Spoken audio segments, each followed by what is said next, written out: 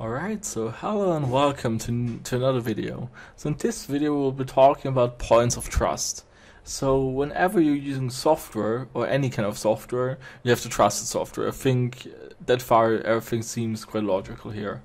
So the problem is basically that you've got a wide range of products in regards also for the wallet. So if you don't have your crypto in your own wallet or basically in another wallet, it's more or less on an exchange. So for example, if you buy, for example, XRP on an exchange and you have it there, then you basically just have, then first of all, you're trusting that exchange, that they're making good on a promise, that when you want to sell your XRP, that they more or less trade it internally, or also if you're giving an order to send XRP to another address, that they allow you to do that. So there is your point of trust, the exchange.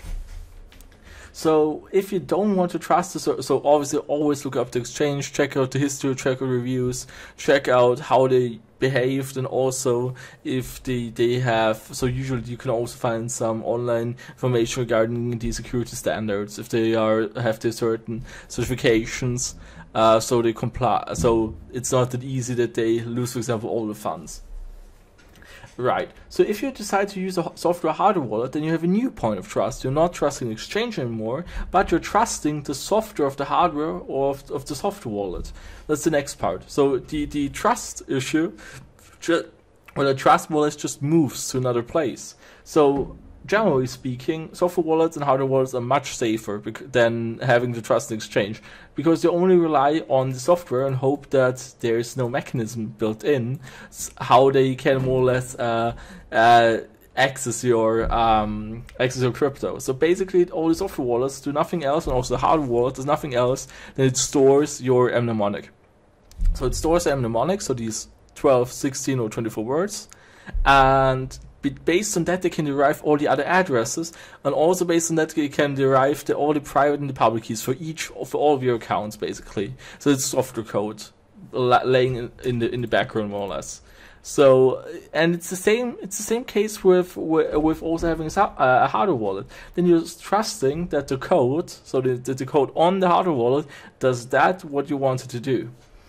And right, so that's what I wanted to highlight here. And whenever you download a software hardware wallet, always be very careful. So sorry, I have to correct my statement here. So if you download a software wallet, then always be careful. And also if you download an interface, for example, if you want to interact with Ledger or Ledger, so if you want to interact with the Ledger device, so we'll quickly post a picture here. So if you want to interact with that one here, then you will have to have a software solution being able to more or less communicate. So so for example, for the Ledger device, it's the Ledger Live software. So it's software you install on your computer, or there's also an app for your phone, and this one communicates with your Ledger. And there you also have to trust then that the command is being sent correctly. But the good thing is here, for example, let's say you have a faulty Ledger Live, then you can still see where it wants to send it. You would have to check, then you can see, because of the display of the Ledger Live device, you can see the address where it's being sent to. So that's why you should sometimes check the Ledger Live, so the Ledger info, when it says it's sending so many XRP to that address, because, for example, it could be faulty software communicating wrong data to the device. Then it shows you the transaction, what it wants to do, and then you would obviously have to check if the destination address is still correct.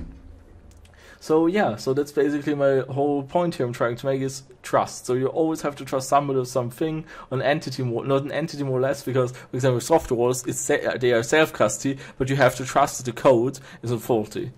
And right, so what I want to highlight here is, whenever you download a software hardware wallet, whenever you download a software wallet, or if you download the API program which communicates with the hardware wallet, then always make sure that you're downloading an official one. So for example, with Exodus, check if you're on the actual Exodus website. There are fakes out there. The same is with the Atomic wallet. You have to check out that you're on the right website, that you downloaded, and that you make sure that you're not on the fake website.